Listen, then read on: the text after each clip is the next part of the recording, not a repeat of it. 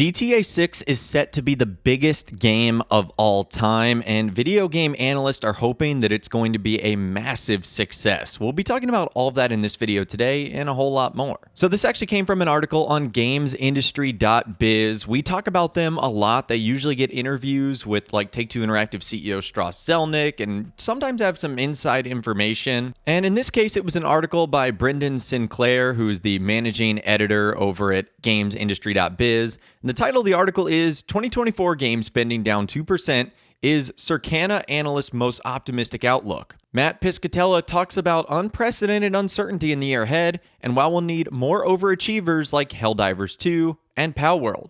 And essentially what the article is talking about is how 2024 and the last year, the video game industry has been down a lot. With the article going on to say, right now, my most optimistic outlook is down about 2%, Piscatella says. If you start looking a little bit on the more pessimistic side, you're looking at down about 10%.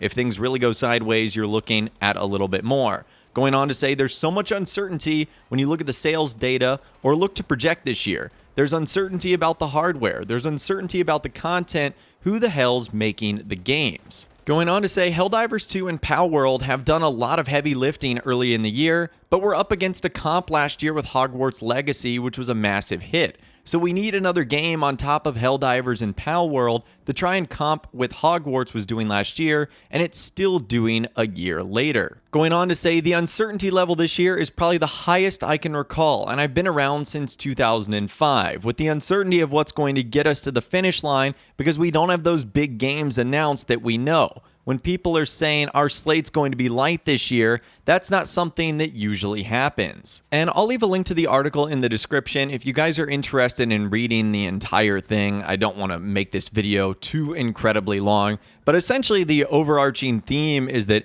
2024 is looking like it's going to be a really bad year for the gaming industry, not only in terms of the games that are coming out, but the uncertainty with what Microsoft and Sony are doing on hardware revisions, all the layoffs that are happening from various game studios around the world. And then they started talking about Grand Theft Auto 6 and how that very much looks like it might be the savior of the video game industry. Going on to say this is going to be a tough year, but if you look towards 2025, if interest rates come down and money becomes a little bit more free-flowing to developers and publishers, we should get a boost in the development cycle again. We're going to get a renewed batch of interest with GTA 6 in particular. There's probably never been a more important thing to ever release in the industry, so no pressure. It's been a very strange 5 years in this market, just from the big boom to the hardware shortages to the topping out of engagement, but it's the kind of thing where we've regressed to the long-term trend, and now we should be starting to get towards following that trend again as we go to 2025. I think it's short-term pain, hopefully I'm wrong, but it's going to be a little bit painful for this year. So it looks like people in the video game industry are literally crowning Grand Theft Auto 6 as the savior for video games. And that's because Grand Theft Auto 6 not only is going to bring so many people back into the market because they want to play that game, but it's also going to bring people back into the market just because they want to play that game, but will also probably try other titles. We heard from Ubisoft's CEO saying that they try to release their own games around Rockstar Games releases because they know that more people playing a Rockstar Games title means more people are playing video games in general. So that is a lot of pressure on Grand Theft Auto 6, and I really do believe Rockstar is going to deliver here. They have an expectation of perfection. Their parent company, Take-Two Interactive, has an expectation of perfection. And at this point in time, since it's been over a decade since the last Grand Theft Auto game, I can say fans probably have an expectation of perfection. And this is just me personally speculating, but with all of that pressure, it makes you wonder if Grand Theft Auto 6 will be the first Rockstar Games title in a long time to go without a delay. I mean, going back to Red Dead Redemption, Grand Theft Auto 4, GTA 5, Red Dead Redemption 2, all of those games had significant delays, whether it be a couple months to 6 months to a full year. Grand Theft Auto 6 might be the first Rockstar Games title, because it has had such a long development cycle, and because Rockstar's waited so long to talk about it, it might be the first game that actually doesn't see a delay, which would be huge news. And part of the reason why they might not have a delay for the game is because there's so much pressure on this game to bring back the video game industry, which is in a huge decline right now. So I found that article to be incredibly interesting, and it just goes to show you how massive this game is going to be when people really outside of the Rockstar Games universe and aren't necessarily fans of Grand Theft Auto are interested in this title, because it's going to have such a massive impact on the overarching and overall video game industry. And hopefully the rest of 2024 gives us good omens that Rockstar Games is on track to release the game in 2025, and all of that will start when we hear more about the title, whether that be the ability to pre-order the game, a second trailer, information, screenshots, etc. All of that is obviously got to happen before we can even start talking about the game releasing. Now, where I want to end today's video is just something really, really cool.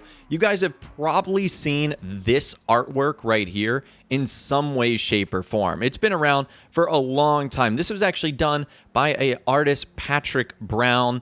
And this was right before Grand Theft Auto 5 released, and you can see all of the protagonists right here. Tony Cipriani from Liberty City Stories, Claude Speed from GTA 3, Carl Johnson from San Andreas, Nico Bellic from Grand Theft Auto 4, Victor Vance from Vice City Stories, Johnny Klebitz from The Lost and the Damned, Tommy Vercetti from Vice City, Luis Lopez from The Ballad of Gay Tony, Huang Lee from Chinatown Wars, and Michael, obviously, from GTA 5. It's one of the most iconic fan-made created artworks of all time, not using AI, by the way. Well, Patrick Brown has come out with the latest version of his Grand Theft Auto artwork, and you can see that it now features Jason and Lucia driving down Vice Beach. So even though this is not official artwork by Rockstar Games, I would say if it's not coming from Rockstar, Patrick Brown is a pretty close second. The work he does is absolutely incredible. And just seeing stuff like this gets me so excited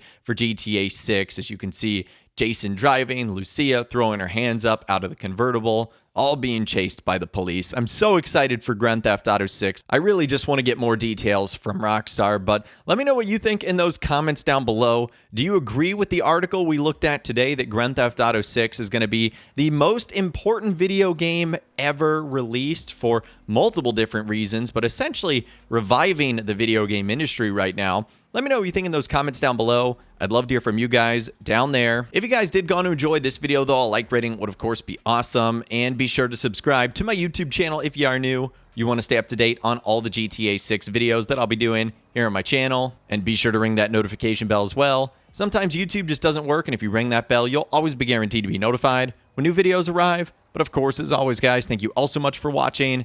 Take care, and I'll see you guys in the next video.